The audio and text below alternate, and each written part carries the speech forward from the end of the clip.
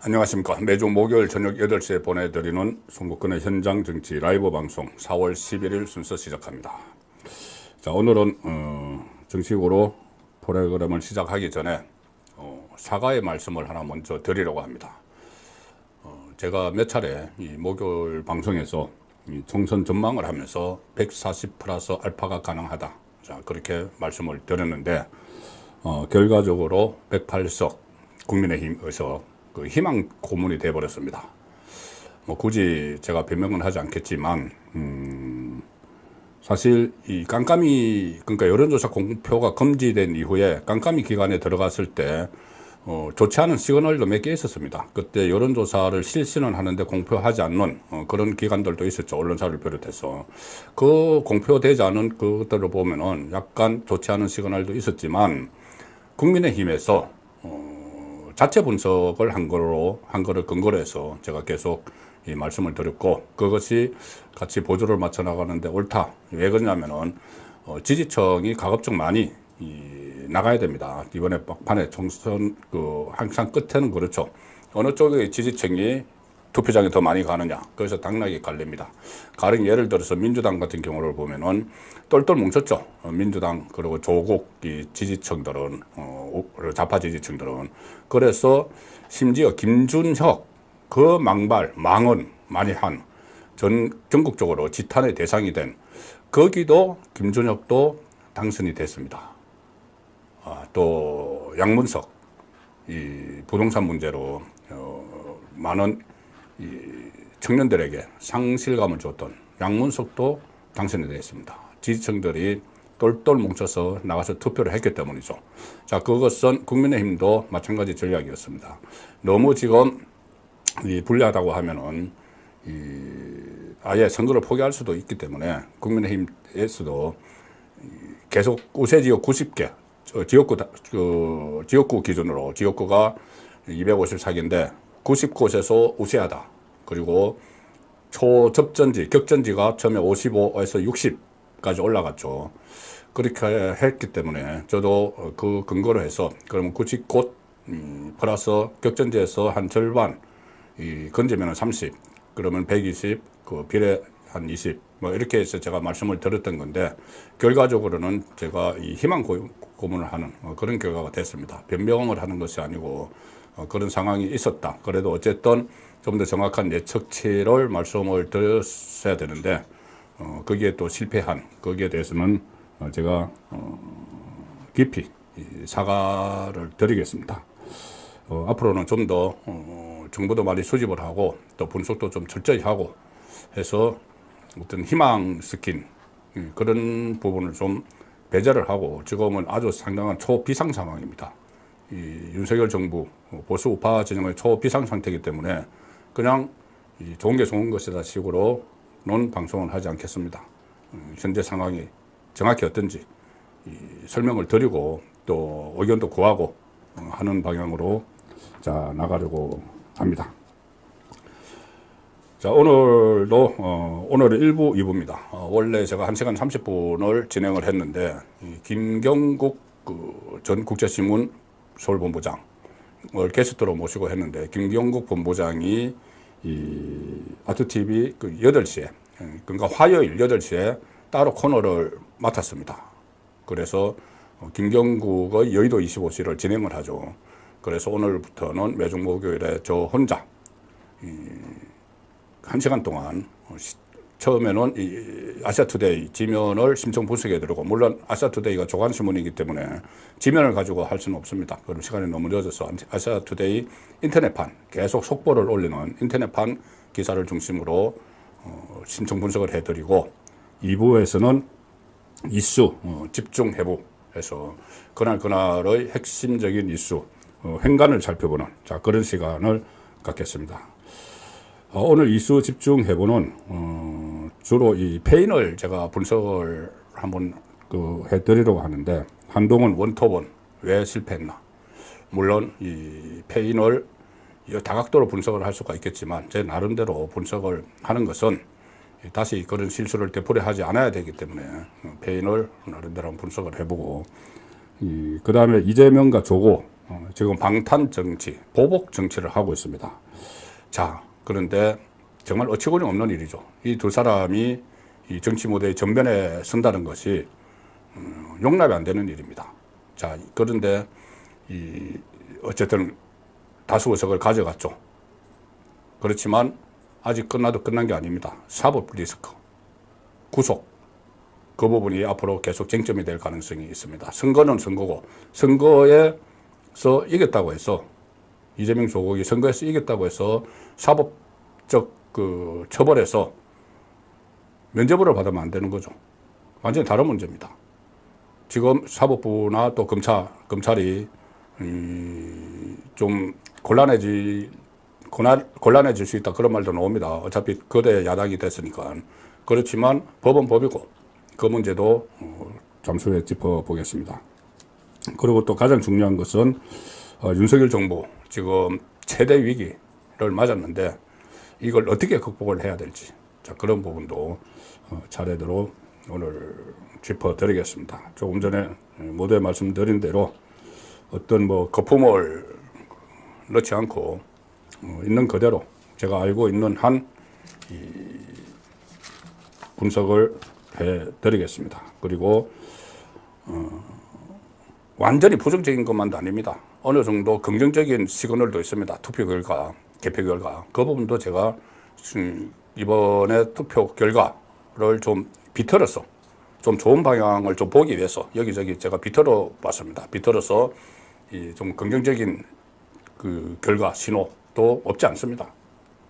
자, 그것까지 같이 한번 말씀을 나눠보려고 합니다. 자, 아시아투데이 인터넷 기사 먼저. 자, 어제 밤새 많이들 피곤하시죠? 밤새워서 보신 분들도 상당히 많았을 테고, 특히 이 출구조사에서, 출구조사는 MBC, SBS, KBS 다 같이 했습니다. 같이 해서 그 결과는 본인들이 공유를 했는데 방송국마다 예상 의석수가 예측치가 달랐죠. 그것을 이제 분석은 자기들이 하는 겁니다. 가령 예를 들어서 한 3% 차이 나면은 이걸 접전으로 볼 건가, 뭐 우세로 볼 건가, 이 자기들이 결정을 하는 거죠. 그래서 그 중에서도 특히 MBC가 아주 악의적으로 국민의힘 그 최고 의석수를 99석 이렇게 내다봤습니다. 최고로 99석, 딱 100석이 안 되도록. 그럼 개헌 저지선이 무너지는 거죠. 그런 식으로 했는데 실제 실제 그 투표에서는, 개표 과정에서는 그것이 막 뒤바뀌었죠. 뭐 대표적인 게 나경원, 안철수 뭐 이런 지역이 다 바뀌었습니다. 아마 그것을 지켜보시느라고 상당히 밤새 많이 잠도 못 주무셨을 것 같은데, 자, 일단 아시아투데이 그러니까 총선 결과 오늘 새벽, 그리고 비례대표는 오늘 아침에 오전에 돼서야 완전히 마무리가 됐죠. 워낙 투표용지가 넓고 수개표를 하고 수검표까지 다 했기 때문에 시간이 걸렸습니다. 자, 아시아투데이가 그 결과를 종합을 한 겁니다. 4.10 총선 범야권 192석, 여소야대 국회 지속. 자, 그리고 그래픽도 나와 있습니다. 지금 이재명, 그리고 김부겸, 이해찬 공동선대위원장이 기뻐하는 그런 모습이고, 이쪽에는 한동훈 비대위원장 상당히 침통한 표정으로 있죠. 175대 108석입니다. 범야권의 의석수가 190석을 넘었었다. 범야권이라고 하면은 조국당 뭐 이런 데를 포함을 하죠. 여당인 국민의힘은 108석을 얻으면서 개헌 저지선은 100석을 이제 겨우 넘겼습니다. 야권 압승으로 4년간 여소야대 국회가 지속되게 된 가운데 22대 국회에서는 여야가 극한 대결 대신 협치를 통해 국정을 헤쳐나갈 수 있을지 주목된다. 자, 협치도 중요하지만 지금 이 사람들이 협치를 안 하려고 할 겁니다. 왜냐하면은 목적이 다른 데 있기 때문이죠. 본인들이 180석, 200석 이야기하는 목적이 다른 데 있습니다. 잠시 후에 그것도 말씀을 드릴 텐데, 자, 일단 이 상당히 중요한 이야기가 하나 있죠. 여소야대 국회가 지속이 됐다. 자, 아시아투데이 기사, 여소야대 국회가 지속이 됐던데, 지금까지 이 정부가 들어섰을 때 그 87 체제 이후에, 노태우 대통령 이후에 새 정부가 들어서서 5년 동안 여소야대로 다쳐온 적은 한 번도 없습니다. 이번이 처음입니다. 자, 문재인 정부 때 여소야대가 됐죠. 2020년에. 그러니까 그때 민주당이 이제 180석 압도적으로 가져갔죠. 그 상황에서 윤석열 정부가 2년을 지냈죠. 그걸 3년, 앞으로 남은 3년도 또 여소야대. 그러니까 5년 내내 여소야대인데 이건 처음이라는 이야기입니다. 왜 그러냐면 이 정권 심판론이라는 게 선거 때마다 야당이 들고 나오지만 거기에 먹힌 적은 거의 없습니다. 왜 그러냐면은 최근 5번의 총선을 분석을 해보면은 야당이 항상 정권 심판론을 내세웠는데 그 야당이 이제 보수 야당이든 진보 야당이든 내세웠지만은 5번 중에서 4번은 집권당이 승리를 했습니다. 집권당 승리를 하고 딱 한 번 집권당이 패배한 게 2016년 그 총선 때 김무성 옥새 들고 나라 sap하던 박근혜 정부 때죠. 그때 123대 122 한 표 차이로 딱 진 거 그게 유일합니다. 나머지는 집권당이 다 승리를 했기 때문에 처음에 여소야대로 새 정부가 출범을 하더라도 결국은 중간에는 이 정권 심판론으로 야당이 선거를 치르지만은 그걸 국민들이 받아들이지 않고 정부 여당이 힘을 실어줬죠. 그렇기 때문에 단 한 번도 5년을 여소야대로 간 정부는 없습니다. 이게 이번에 처음 시작이 됐기 때문에 제가 썸네일에도 초비상상태다 그렇게 말씀을 드렸습니다. 민주당은 그 위성정당까지 합해서 175 그리고 국민의힘 108 국민의 미래 그 비례정당 18석 포함을 한 거죠. 자, 조국당이 12석을 가져갔습니다. 개혁신당이 3석, 이준석은 지역구에서 어부지리로 당선이 됐죠. 그리고 이 1번, 2번 천하람까지 비례대표, 천하람은 마지막에 0.03% 차이로 또 특허를 해서 됐습니다. 새로운 미래, 한석, 그 세종갑에서 김종민 의원, 그때 민주당 후보가 공천 취소가 됐죠. 그래서 유일한 민주당 계열 후보가 지금 당선이 됐고, 진보당도 지금 그 한석을 지역구에서 확보를 했습니다. 자, 그래서 이렇게 보면은 완전히 망한 선거다. 그렇게 망한 선거는 맞죠. 망한 선거는 맞는데 그래도 이게 다시 회상할 수 있는 국민의힘 보수우파 정통 보수우파 정당이 기력을 차릴 수 있는 그런 그 여지는 남겼다. 그래서 제가 이것을 결과를 한번 비틀어서 좋은 측면이 없는지 비틀어서 한번 본 겁니다. 첫 번째는 제가 조금 전에 말씀드린 대로 출구조사 결과 MBC는 최대 국민의힘 최대 의석을 99석으로 예측을 했습니다. 그러면 99석이면은 어떤 일이 일어나느냐 하면 100석 미만이죠. 그럼 3분의 2 미만이죠. 딱 3가지가 이 좌파 정당이 가능해집니다. 하나는 개헌 의결이 3분의 2죠. 의결을 할 수 있습니다. 지금 조국이 개헌 이야기를 하고 있죠. 개헌에서 임기를 단축시켜버리자. 윤석열 대통령 임기를. 그게 진짜 추진할 수 있게 됩니다. 만약에 100석이 안 됐으면은. 그 다음에 탄핵 의결도 3분의 2죠.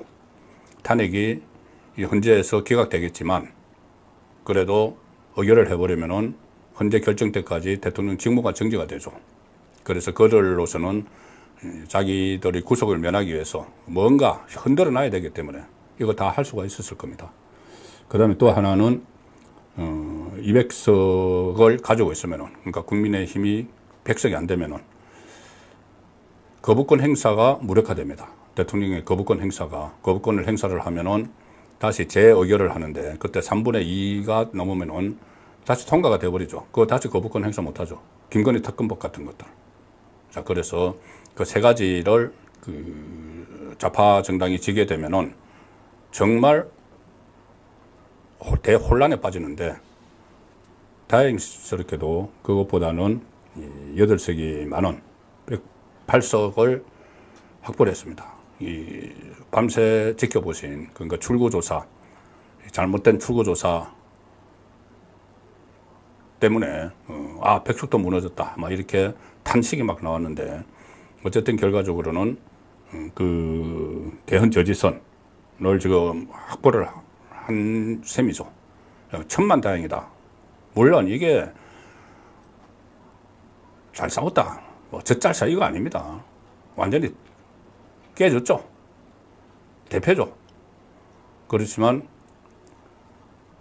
바닥까지 완전히 가버리지는 않는 그 상황을 갖게 됐다는 겁니다. 그리고 저희가 또 하나 뒤털어본 것은 많은 아까운 인재들이 이번에 총선에서 탈락을 했지만 앞으로 좀 당을 지탱할 중진들이 살아 들어왔다. 중진들이. 지금 한동훈 비대위원장 잠시 후에 소개드리겠지만은 일단 퇴진을 했죠. 그러면은 누군가는 앞으로 당을 이끌어야 되는데 비대위 그 체제를 거쳐서 전당대회에서 당을 이끌 인물들이 살아 돌아왔다.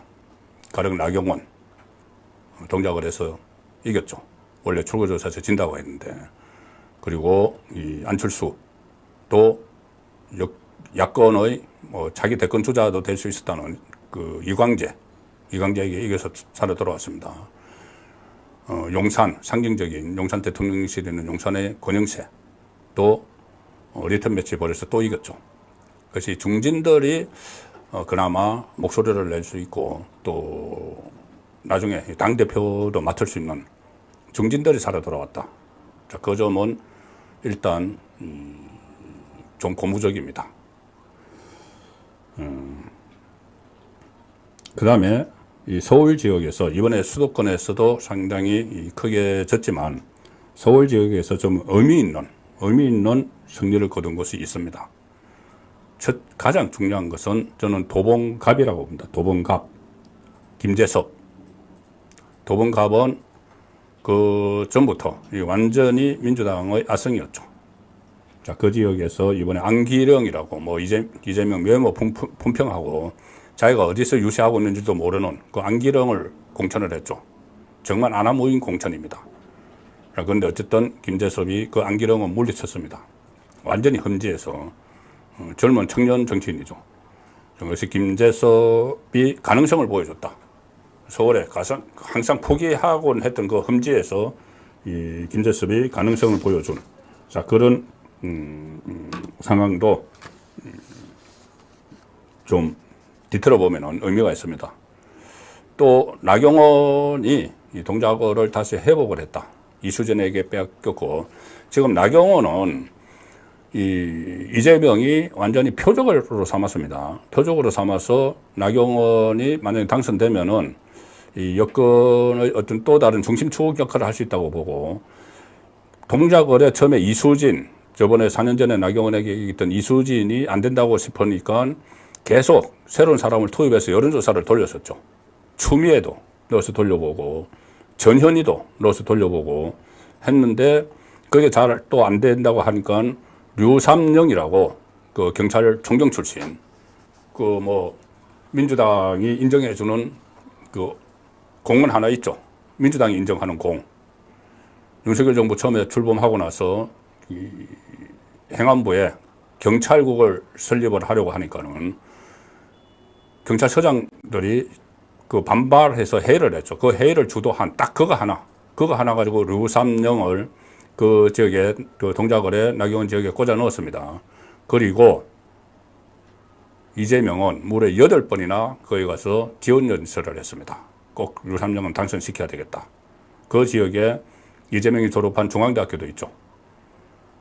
집중적으로 나경원을 그 제거하기 위해서 류삼영 그 재판, 주3회 재판 가라, 자기 인천 개항을 가라 하는데도 집중적으로 지원을 했는데 결국 나경원이 이겼습니다. 그것도 의미가 있는 것이죠. 또 한 사람은 마포갑 조정훈입니다. 조정훈이 여기서 이지연이라는 민주당 그 후보가 처음에는 그 출구조사에서 앞선 걸로 나왔었죠. 거기 또 꺾었습니다. 이지연도 마찬가지입니다. 그 류삼영하고 같이 서장회의를 뭐 기획을 했다. 그래서 그 공 가지고 2명이나 공천을 준 겁니다. 그 2명을 다 꺾은 거죠. 마포갑이 어떤 지역이냐? 그 돈봉투 부스럭거리는 소리, 농내. 노웅래가 사선을 했고 그 선친인 노성한 전 국회 부의장이 5선을 한 합해 9선을 한 지역입니다. 민주당이 완전히 텃밭이죠. 그 전에 강성교가 중간에 한번 했고 나머지는 전부 다 민주당이 해왔던 그 지역을 탈환을 한 거죠. 마포, 갑. 자, 그래서 그런 부분은 좀 이렇게 의미가 있는 지역이다. 좀 참패를 하고 정말 마음이 썰어릴 정도의 그런 패배를 했지만, 그리고 또 한 지역적으로 말씀을 드리면은 처음에 낙동강 전선이 다 무너진다고 했죠. 다 무너진다고 했는데 낙동강 전선을 어느 정도 사수를 했습니다. 부산, 울산, 경남에 제 40석인데 국민의힘이 34석을 지켰죠. 34석. 6석이 지금 민주당 5석 하고 진보당 1석, 울산 북구 이렇게 하고 나머지는 낙동강 벨트는 사수를 했습니다. 영남, 대구, 경북은 물론 25곳 전부 다 결국 대구, 경북에서도 도태우 무소속 출마한 중랑구의 도태우 후보가 되지 않았고, 또 경산에서 최경환 전 경제부총리 친박의 자장이었죠.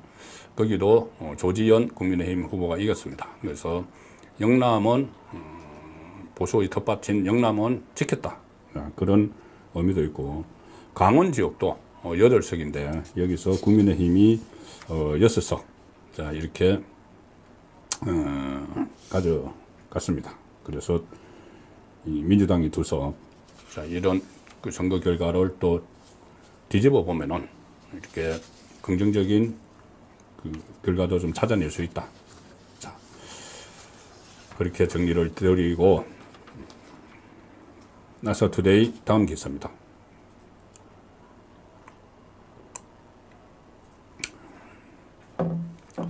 자, 한동훈 모든 책임은 제게 있다. 100여일 모든 순간 감사했다. 고개를 숙이고 있는 모습이죠. 4.10 총선 패배 책임을 지고 사퇴를 했습니다.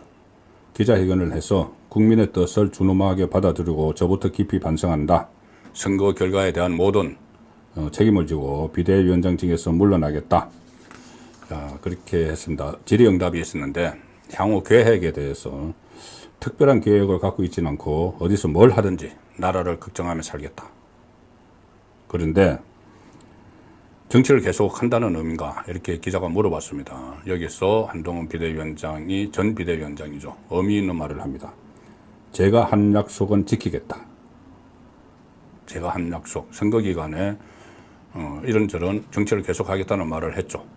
본인이 그 외국 유학 계획이 있다는 보도가 나오니까는 내가 지금 새로운 걸 뭘 배울 때가 아니고 공공선의 추구를 위해서 정치에 몸담겠다. 정치하겠다는 말을 했었죠.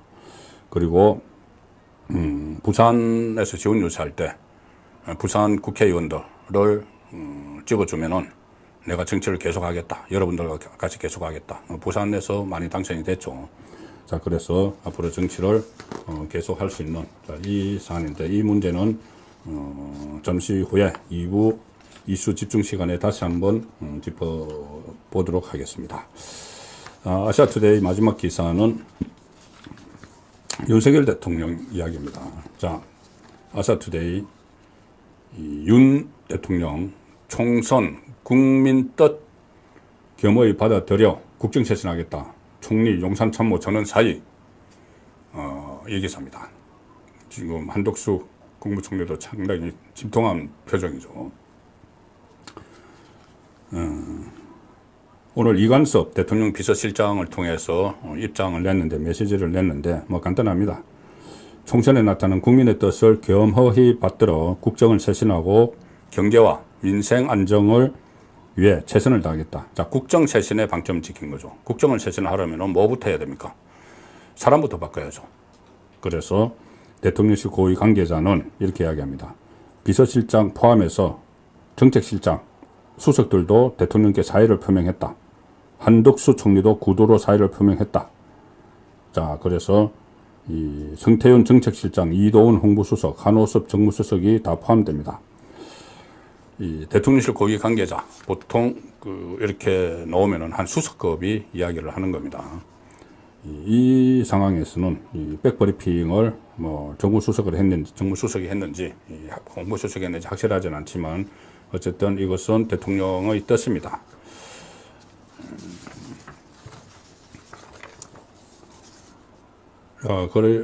그렇게 되면 이제 앞으로 그러니까는 그 전에 이제 당정청이라고 하죠. 지금 당정대 국정을 움직이는 정권의 3대 축이 이 대통령 비서실, 그 다음에 내각, 그리고 여당이죠. 여당은 한동훈 한동훈 비대위원장이 사퇴를 했기 때문에 이제 새로운 체제가 들어서야 되는 것이고, 또 국무총리 한덕수 총리가 초반 2년 동안 계속 했죠. 그래서 국무총리도 교체를 하게 되면 장관들도 상당 부분 교체가 됩니다. 그리고 비서실장이 바뀌면은 수석, 그 다음에 비서관들도 거의 다 바뀌게 되죠. 그래서 이번에는 비서실장이나 국무총리를 좀 정무적 판단이 가능한 정치인 출신을 쓰는 게 어떤가, 그런 생각도 많이 합니다. 앞으로 정치적으로 여러 가지 어려운 고비가 많기 때문에 정무적 판단이 좀 가능하면 좋죠. 그 전에 김대기 비서실장이나 지금 이관섭 비서실장도 모두 정책통이고, 한덕수 국무총리도 정책통이죠. 그래서 좀 정무적 판단을 할 수 있는 사람들로 보강을 하면 좋은데, 자, 그런데 문제가 국무총리는 인사 검증을 받아야 됩니다. 인사청문회를 해야 되죠. 장관들은 투표를 하지 않는데 국무총리는 투표를 합니다. 그러면은 국무총리를 정말 윤석열 대통령과 일할 수 있는 사람을 내세우면은 민주당 다석을 가지고 있으니까, 다수 의석을 가지고 있으니까는 또 부결시키는 그런 일이 또 벌어지겠죠. 자, 그래서 쉽지 않은 퍼즐이 되고 있습니다. 자, 이것이 이제 어떻게 풀지, 지금부터 뭐 이렇게 하면 풀린다, 뭐 이건 아니지만 어떤 해법을 모색을 해야 되는지 그 부분을 한번 집중적으로 살펴보려고 합니다. 자, 일단 해법을 찾으려면은 패인을 좀 분석을 해야 되겠죠. 왜 졌는지 이 분석을 해야 됩니다. 제가 처음에 말씀드릴 때 어떤 거품 끼지 않고 냉정하게 판단을 해보겠다고 말씀을 드렸죠. 저는 윤석열 지금 SNS 상이나 아니면은 우파 유튜버들도 책임 문제를 놓고 서로 윤석열 대통령 책임이다, 한동훈 비대위원장 책임이다, 이렇게 양쪽으로 나뉘고 있습니다. 양쪽으로 나뉘고 있는데, 저는 양쪽 다 책임이 있다고 봅니다. 근본적인 책임은 윤석열 대통령에게 있고, 거기에서 파생된 책임은 한동훈 비대위원장에게 있다는 생각입니다. 왜 그러냐면은 말씀드린 대로 이게 정권심판론이 먹혔죠. 4년, 그러니까는 5번의 총선에서 정권심판론이 사실상 먹히지 않았다. 집권당이 4번 승리를 했다. 그리고 한 번도 함석 차이로 졌다. 그런데 결국 정권심판론이 먹힌 것은 윤석열 대통령의 국정 운영이 마음에 들지 않았던 사람들이 많습니다. 물론 초반부터 그 지지율이 30%대 하고 부정평가가 50% 막 넘고, 그것은 초반부터 이어졌는데, 그 초반부터 이어진 이유도 물론 대선 불복 심리, 민주당 지지층의 좌파 유권자들의 대선 불복 심리가 상당히 작용을 했습니다.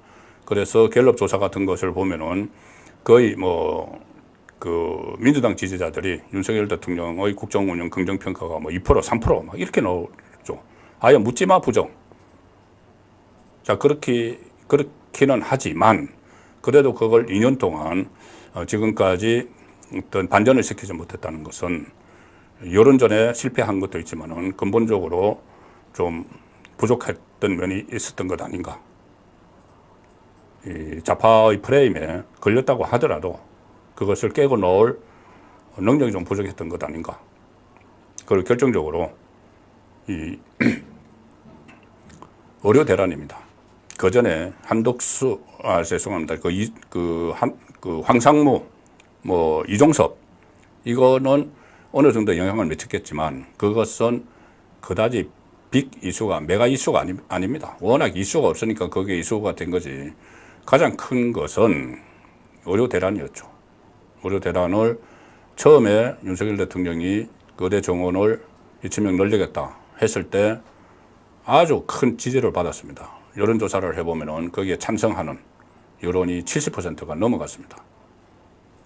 그런데 문제는 그걸 너무 질질 끌었죠. 질질 끌고 그 사이에 피로감은 지금 한 8주 정도 됐죠. 국민 피로감이 상당히 컸습니다. 그리고 의료계 반발, 의료계 반발이라는 게 이게 단순하지가 않습니다. 의사들의 반발이, 이 의사들은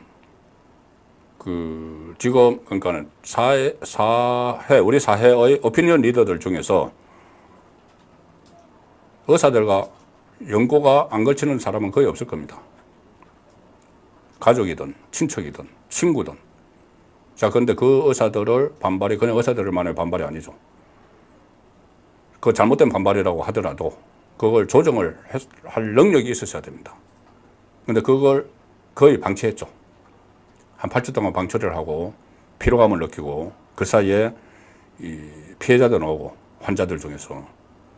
그리고 선거 직전에 대국민 담화를 발표를 했습니다. 대국민 담화에서 윤석열 대통령은 51분 동안 담화를 읽었는데 무슨 내용인지 모르겠다. 2,000명 정원을 지키겠다는 이야기를 했다가, 완전히 지키겠다는 이야기를 했다가, 또 한편으로는 의료계에서 합의된 안을 가지고 오면은 얘기는 해볼 수 있다. 의료계가 합의된 안을 가지고 올 수가 없는 상황이죠. 전부 다 제각각입니다. 무슨 협회도 뭐 전공의 협회 따로 있고, 뭐 교수들 협회 따로 있고, 비대위 따로 있고, 선거는 얼마 남지 않았는데 그렇게 하니까 대국민 담화가 아니한 것만 못하다. 자, 그런 것들이 저는 원초적인 책임이라고 말씀을 드리는 겁니다. 그런 거에 파생된 책임을 왜 한동훈이 져야 하느냐. 한동훈 비대위원장은 저는 상당히 고생 많이 했죠. 본인이 처음에 시작을 하면서 4월 10일까지 자기를 다 소모시키겠다는 이야기를 했습니다. 그리고 열심히 뛰었죠. 정말 열심히 뛰었습니다. 그래서 마지막 날, 선거 유세 마지막 날은 진짜 탈진했습니다. 그래서 전역 유세, 침략 유세를 하지 못했죠. 자, 그 정도로 했는데 그것이 곧 보면은 본인이 뒷심이 너무 달리는데 혼자 하려고 한 것 아닌가. 너무 원톱으로 처음에 공천 과정은 초반은 상당히 새로운 시도도 많이 했습니다. 제가 몇 번 긍정적 평가를 많이 드렸죠. 중진 재배치 같은 것 이런 건 참 신선했습니다. 그래서 뭐 서병수는 실패했지만은 김태호는 성공을 했죠. 이겼죠. 그리고 공천을 거의 이 전체 큰 그림을 시스템 공천이지만은 한동훈 비대위원장이 거의 다 그렸습니다. 그 다음에 선거 전략을 짰는데 초반에는 제대로 전략을 짰습니다. 뭐냐 하면은 1월 달에 한동훈 비대위원장이 등장하기 전까지는 이재명이 총선 구도를 윤석열 대 이재명 구도로 만들었죠. 그래서 정권 심판론을 외쳤는데 한동훈이 1월 달에 등장을 하면서 12월 말에 등장했습니다. 등장을 하면서 그 구도를 바꿔버렸습니다. 이재명 대 한동훈, 한동훈 대 이재명. 그래서 한동훈이 이재명을 집중적으로 공격을 했죠. 범죄자, 지금 감옥에 있어야 될 사람. 그런 식으로 하면서 구도가 이재명 대 한동훈 구도로 바뀌었습니다. 그러면 이제 윤석열 대통령은 자유로워진 거죠. 자, 근데 거기까지 1, 2월 달에 그래서 국민의힘의 기세가 상당히 올라갔죠. 3월 들어서 조국이 나타납니다. 조국이 정식 창당은 3월 3일에 하죠. 조국이 나타나서 계속 세 사람만 집중적으로 공격을 합니다. 말도 되지 않는 공격이지만은. 윤석열, 김건희, 한동훈. 그러니 다시 이재명도 힘을 받아서 같이 정권심판론에 불을 붙이죠. 그래서 이번에는 이재명발 정권심판론이 아니고 이재명 조국발 정권심판론이 됐습니다. 자, 그러면 그 상황에서 처음에는 야당 심판론을 이야기를 했지만은 한동훈 비대위원장이 그 상황에서는 빠져야 됩니다. 프레임을 바꿔야죠. 같이 2조 심판론으로 했죠. 이재명 조국 심판론, 정권 심판론 대 윤석열 정권 심판론 대 이재명 조국 심판론. 자, 그러면 어떤 상황이 나타났냐? 이게 심판론이 부각이 됩니다. 심판론이 그 윤석열 정권 심판론도 이슈가 핵심 이슈가 돼버리는 거죠. 조국이 나타났는데 조국이 나타나기 전까지는 뭐 이재명이 워낙 범죄 혐의가 많으니까.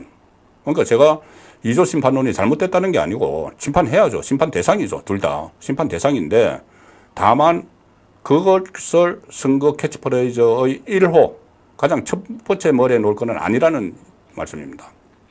첫 번째 머리에 놓으니까 그게 이 정권 심판론이 같이 부각이 되면서 좌파 쪽이 똘똘 뭉치는.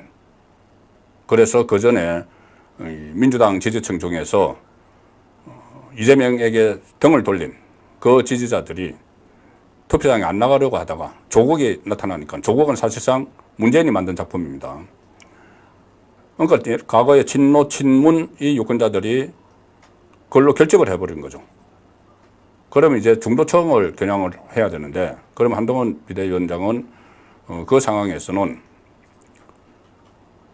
2조 심판론을 할 게 아니라 여당답게 야당은 심판 이야기하자면 여당답게 정책, 비전을 가지고 나서야 됩니다.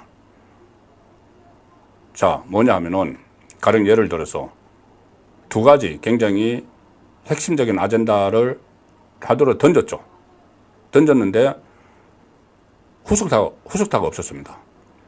가장 아쉬운 거는 이번에 충청에서 상당히 크게 졌죠. 충청권이 거의 뭐 또 대전이 그 또 0대8 이렇게 거의 뭐 참패를 했습니다.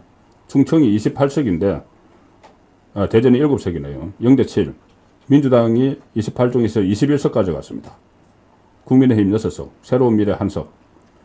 그런데 처음에 이 한동훈 비대위원장이 핵심의 카드를 하나 던졌습니다. 선거 중반에. 뭐냐면은 여의도 국회의사당을 통째로 세종으로 옮기겠다. 그때 충청권 언론이 난리가 났습니다. 야, 이거 획기적인 거다. 충청 발전에 절대 도움이 된다. 국회가 옮기면 국회만 가는 게 아니죠. 그 유관기관들, 그 다음에 그 상당히 상권도 생기고, 국회 직원, 기자들이 엄청납니다. 그리고 상징성도 있고. 그러면 이제 충청권의 캐스팅 보트를 쥐고는 충청권에서 상당한 득표가 가능해지는 것이고, 그 다음에 서울, 여의도, 국회를 떠나보낸 그 후적지 개발이라고 하죠. 특히 거기가 한강벨트, 이번에 최대 승부처가 된 한강벨트를 끼고 있습니다. 마포, 용산, 또 동작, 다 끼고 있죠. 자, 그러면은 서울에서도 상당한 효과를 낼 수 있는데, 이게 한번 하도로 던져놓고 더 이상 진전이 없었습니다. 툭 던져놓고는. 거기에 관련해서 구체안을 점차 더 설명을 하고 당장 TF를 만들든지 해서 구체적인 정책 제시를 하고 했으면은 좀 상황이 좀 달라졌을 수도 있지 않나. 또 하나는 메가시티죠. 메가시티. 서울의 인근 경기도 시군들을 서울로 편입시킨다. 그러면은 양쪽 다 어떤 그 혜택을 볼 수 있다. 이 부분을 서울 같은 경우는 이제 경쟁력이 강화되는 거고 국제 경쟁력이 커지니까는 그 다음에 이 생활 편의가 경기도 쪽에 생활 편의가 좋아지고 이런 문제들을 하도로 던지고 그냥 말았죠. 이걸 좀 더 계속 구체화시켜 나가는 그런 전략을 썼으면 좀 어땠을까 싶은 겁니다. 2조 심판은 필요하지만 거기에 함몰되지 않고 좀 여당이면 여당답게 해야 된다. 해야 되지 않았을까 싶고, 제가 원톱 이야기를 드린 것은 원톱으로 하다 보니까 그런 문제를 같이 재언을 하고 언언을 하고 수기를 할 사람들이 거의 없는 것이죠. 이 한동훈 비대위원장은 총괄선대위원장을 하면서 공동선대위원장을 위촉을 했죠. 나경원, 안철수, 원희룡, 또 한 사람 윤재옥 그렇게 했는데, 원희룡, 안철수, 나경원은 자기 지역구에 매여 있느라고 전혀 활동을 못했습니다. 이름만 올려놓은 거죠. 윤재옥은 전국적으로 활동할 만큼의 그 지명도가 없죠. 물론 원내대표이긴 하지만 인지도는 지명도는 있지만 어떤 그 카리스마나 선거 지원을 할 그 정도는 안 됩니다. 그러니 혼자 했죠. 한동안 혼자 했습니다. 혼자 하다 보니 이 정책 그리고 비전보다는 현장 유세에서 가장 필요한 것은 정책 비전보다는 딱 귀에 박히는 2조 심판론이죠. 근데 2조 심판론을 하면은 저기서는 2조 두 사람이 윤석열 심판론을 하니까 각각 지지층 결집 차원에서 오히려 좌파 지지자들이 똘똘 뭉쳐있게 된 거죠. 반면에 민주당은 분산을 했습니다. 이재명이 사법부에서 주 3회 재판 나가야 되고 개항을에 묶여 있어야 되니까 이해찬, 김부겸을 투입을 했죠. 이 사람들이 현장을 다녔습니다. 거기다 문재인까지. 문재인은 물론 현장 다닌 게 지금 실패했다. 곧 나오지만은 어쨌든 문재인도 선거판에 뛰어들었죠. 마치 선거운동원처럼 전직 대통령이 이 파란 옷 입고 뛰어들었습니다. 자, 그런데 한동훈은 점차 이 뒷심이 부족한 상황으로 가서 3월부터 1, 2월에는 잘 쭉쭉 뻗어나가다가 3월부터 역전되기 시작을 했는데 막판 스포트를 할 수 있는 이 보조장치가 없었던 것 아닌가. 자, 그렇게 제가 이제 패인 분석을 해봤는데, 뭐, 동의 안 하실 수도 있을 겁니다. 저는 각 보수 패널들도 오늘도 제가 방송이나 유튜브를 보면은 윤석열이 잘못했다. 한동훈이 잘못한 거다. 이렇게 이야기를 하면서 또 분열이 되는데, 그게 아니고 공동 책임을 느껴야 된다는 의미에서 근본적인 책임론, 그리고 파생적 책임론을 지금 나눠서 말씀을 드렸습니다.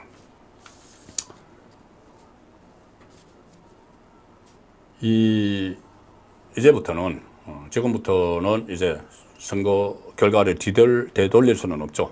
그리고 책임론을 해서 일단 책임론을 해서 책임지는 차원에서 한동훈 비대위원장 물러났고 윤석열 대통령도 물러날 수는 없으니까 다 바꾸고 있습니다. 바꿀 수 있는 건 다 바꾸고 있습니다. 비서실부터 내각 다 바꾸고 있죠. 그리고 앞으로 또 국민에게 직접 메시지를 발표할 수도 있을 겁니다. 자, 그 상황에서 이제 앞으로 어떻게 전개가 될 것인가. 지금 일단 이재명과 조국은 방탄 정치, 보복 정치를 시작을 이미 했습니다. 이재명은 오늘 짐짓 좀 표정 관리를 하는 그런 상황이었는데, 조국은 벌써 시작을 했죠.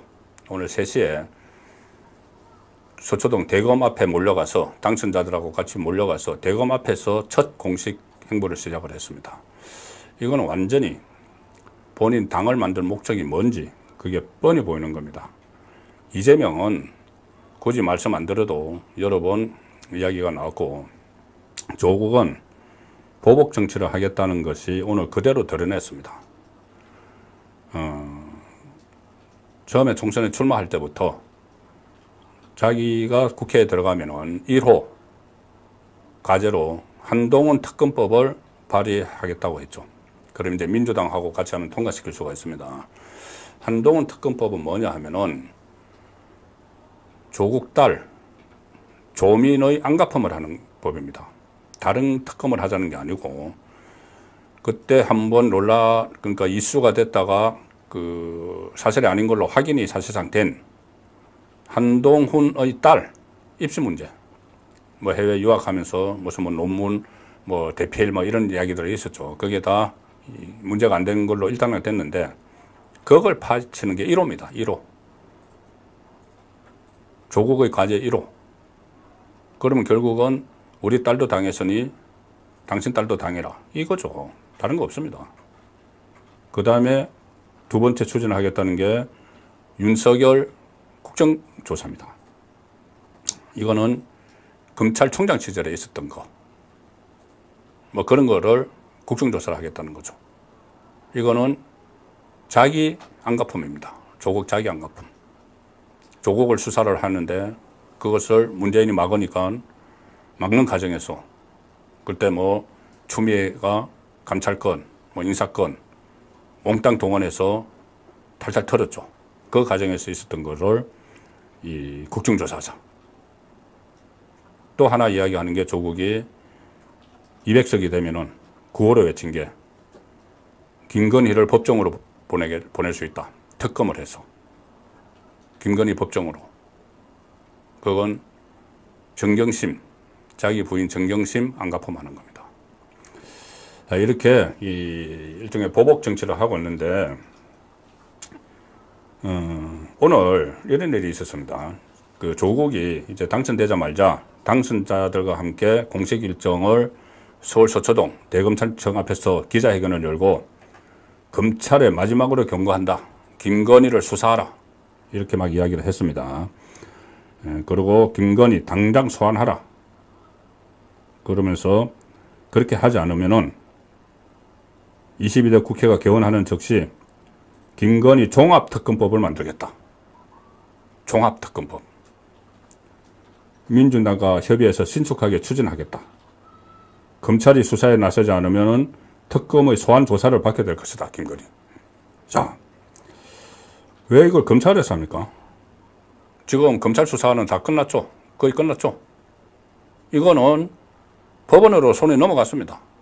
법원에서 정경심은 대법원까지 가서 4년 선고받았죠. 그 옥살이 하다가 지금 가석방 돼서 나와 있습니다. 조국도 법원에서 1심, 2심에서 징역 2년 받았습니다. 조민도 재판 중입니다. 법원의 손에 넘어가 있는 거죠. 그런데 왜 지금 검찰에 가서, 그러면 검찰이 기소를 잘못했으면 법원이 무죄를 선고를 했겠죠. 자,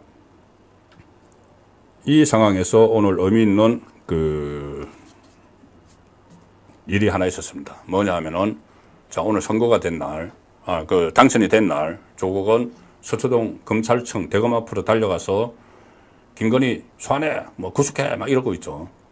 그런데 조국은 1심, 2심에서 징역 2년 받아서 원래 1심, 2심에서 법정 구속이 돼야 되는데 1심에서는 아마 정경심이 구속돼 있으니까는 안 했을 거고, 2심은 석연찮은 이유로 그 법정 구속도 안 했습니다. 그래서 대법원 확정 판결 나면은 바로 구속돼야 되는데 지금 정치판에 뛰어들어서 자기 방어막을 막 치고 있는 거죠. 이 상황에서 대법원에 지금 가 있죠. 대법원에서 조국 사건을 배당을 했습니다. 오늘 당선된 날 대검 가서 항의 기자회견을 시위 같은 시위성 기자회견 한 날 대법원에서 상고심 사건 재판부를 결정을 했습니다. 자, 조국 받고 있는 그 혐의는 업무방해, 직권남용 권리 행사 방해죠. 업무방해는 가짜스펙, 아들딸 가짜스펙, 자기가 대학 교수실에 앉아가지고 막 표창장 위조하고 한 거 그겁니다. 파렴치한 거죠. 직권남용 권리 행사 방해는 유재석 감찰 무마. 이건데 이게 오늘 대법원 3부로 배당이 됐습니다. 대법원 3부는 이 주심 대법관이 누구냐 하면은 엄상필 대법관인데, 이 엄상필 대법관이 바로 정경심 엄상필 대법관이 고법에 있을 때, 서울 고법 형사 1-2부 재판장으로 있을 때 정경심 2심에서 4년 유죄를 선고한 그 판사입니다. 그 판사가 지금 대법관이 되어 있는데, 그 대법관이 주심으로 있는 대법원 상부에 조국 사건이 배당이 된 거죠. 자, 그러면 이거는 신속하게 하면은, 심리를 신속하게 하면은 한 3개월. 지금 뭐 대법원에 올라온 지 벌써 한 달 됐으니까 한 2개월이면 끝납니다. 그러면은 이게 이 조국의 임기가 그 새 22대 국회 임기가 5월 말일부터 시작이 됩니다. 그러면 그 무렵에서 이게 이 구속이 돼버릴 수도 있는 상황이죠.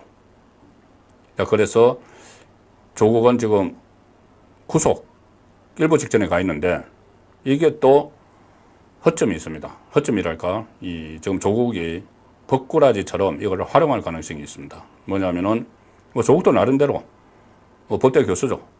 민정수석 법무부 장관까지 했으니까는 대법관 회피 신청을 할 수가 있다고 합니다. 대법관 회피 신청. 이 3부에, 대법원 3부에 4명의 대법관이 지금 있습니다. 그 중에서 2명이 진보 좌파 성향, 노정희, 이형구, 그 다음에 오석준, 엄상필, 두 사람은 중도 성향인데, 이 중에서 같은 그 진보 좌파 성향인데, 이형구 대법관이 이 조국과 서울대 법대 동기 동창, 그리고 학교 다닐 때 같이 편집부 활동을 함께 해서 친분이 있다. 그러면은 재판을 잘 봐줄 텐데 왜 회피 신청을 하느냐? 회피 신청을 해야지 시간을 끌 수가 있죠. 그래서 회피 신청을 하면서 시간을 끌 수가 있다는 겁니다. 또 하나는 이 4명의 대법관이 한 명이라도 이 선고에 반대를 하면은 전원 합의체로 돌리게 되어 있습니다. 전원 합의체로 돌리면 대법원장을 주심으로 해서 이 대법관 전원이 참석을 하죠. 그러면 이게 시간을 또 끕니다. 과거에 뭐 한명숙, 그 다음에 뭐 이석기, 최강욱, 전부 다 전원 합의체에서 하면서 시간 질질 끌었죠. 제가 이석기 사건 때를 보니까는 한 5개월 만에 결론을 내렸던데, 그래도 어쨌든 이제 이 조국은 이 사법리스크, 그러니까 그 구속 위기에 한 발 다가서는 구속 구치소로 가는, 교도소로 가는 첫 번째 길목에 들어섰다. 왜냐? 대법원에서 재판부를 배당을 했기 때문에. 자, 그렇게 지금 볼 수가 있는 상황입니다.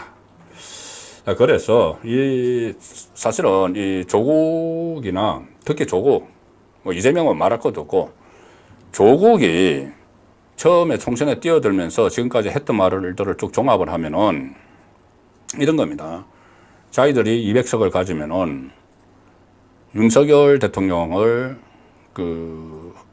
탄핵을 하면은 헌재에서 기각될 수가 있으니까 아예 헌법을 바꿔서 임기를 단축시키겠다. 그리고 그 전에 레임덕을 넘어서 대대덕 만들겠다.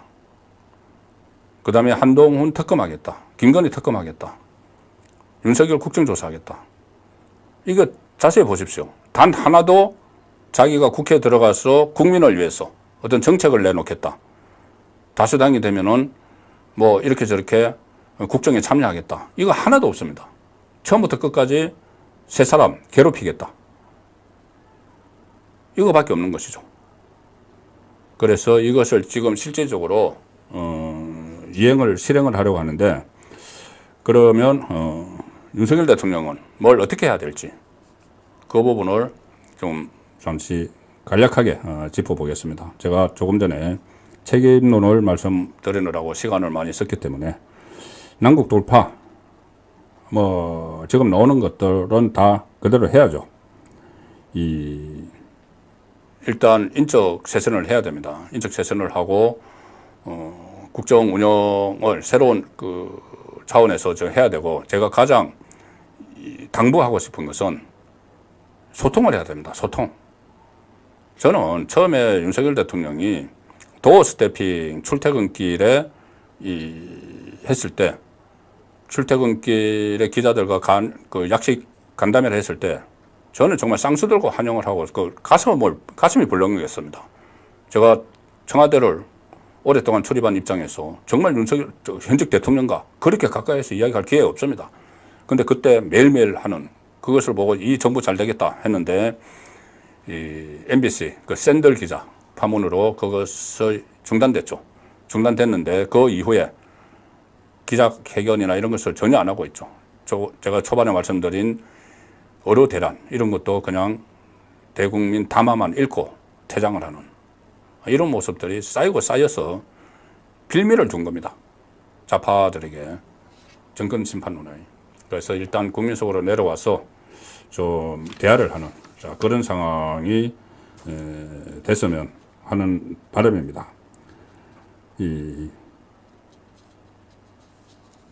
지금 일부에서는 이재명에게 손을 내밀으라는 말도 있죠. 그런데 이게 상당히 위험합니다. 이재명 조국이 정말 거대 야당을 가지고 있는데 본인들의 사적인 복수심 또 사적인 이해관계가 없으면은 할 수가 있죠. 과거 DJ의 민주당 이 정도 되면 할 수 있습니다. 그런데 지금은 이 사람들의 목적은 두 가지죠. 하나는 복수, 하나는 자기들 구속 안 되는 거. 그러면은 흥정을 하려고 하겠죠. 그 협상을 하면은, 같이 만나자고 하면은. 그래서 그것은 가급적이면은 피해야 된다. 왜냐하면은 본질이 완전히 호도가 돼서 선거에 이겼다고 마치 사법적으로 면죄부를 받았던 듯한 그런 행태를 보일 것이고, 그게 법원과 검찰에도 잘못된 시그널이 될 수가 있습니다. 법은 법대로 집행을 해야지 선거 영향을 받으면 절대 안 되겠죠. 그래서 할 수 있는 모든 것은 다 하되 윤석열 대통령이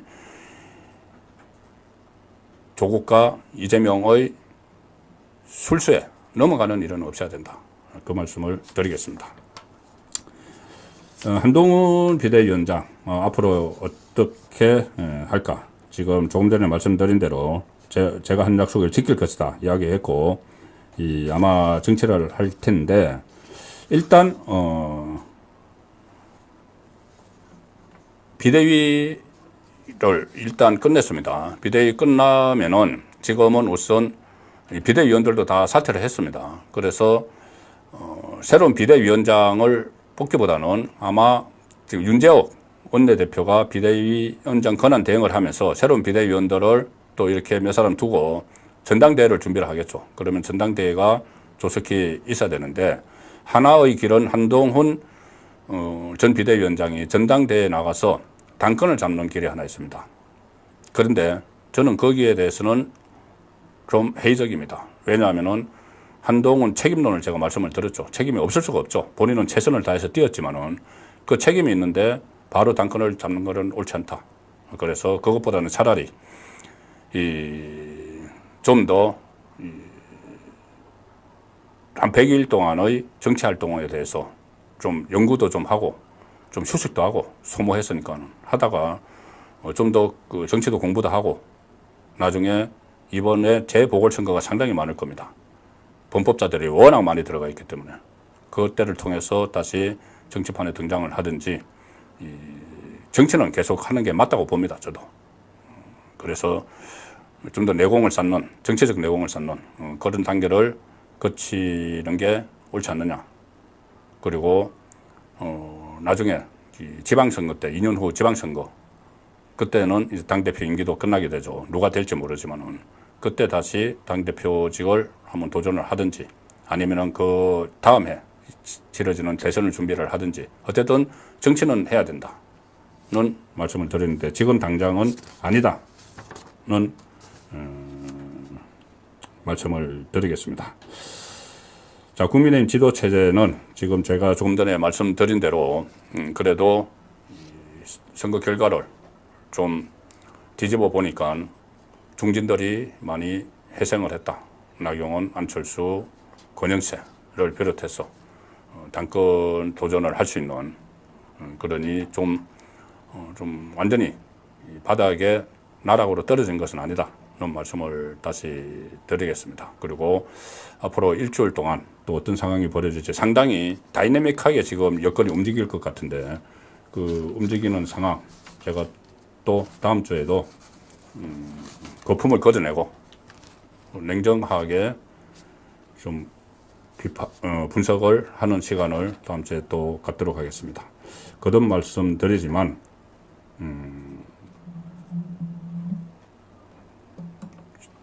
선거 결과 예측치가 틀려서 혼선을 드린 데 대해서 깊이 사과를 드립니다. 어제 밤에 잠을 못 주무셨을 테니까 오늘은 좀 편안한 밤 보내시고 좀 내일부터 또 새로운 해가 뜨니까 이 상황에서도 그냥 접을 수는 없는 것이죠. 다시 한번 용기를 내는 그런 밤이 되시길 바라겠습니다. 4월 10일을 보내드린 송국근의 현장 정치 라이브 방송은 여기서 마칩니다. 고맙습니다. Welcome to my party, we're just getting started. A life is a dream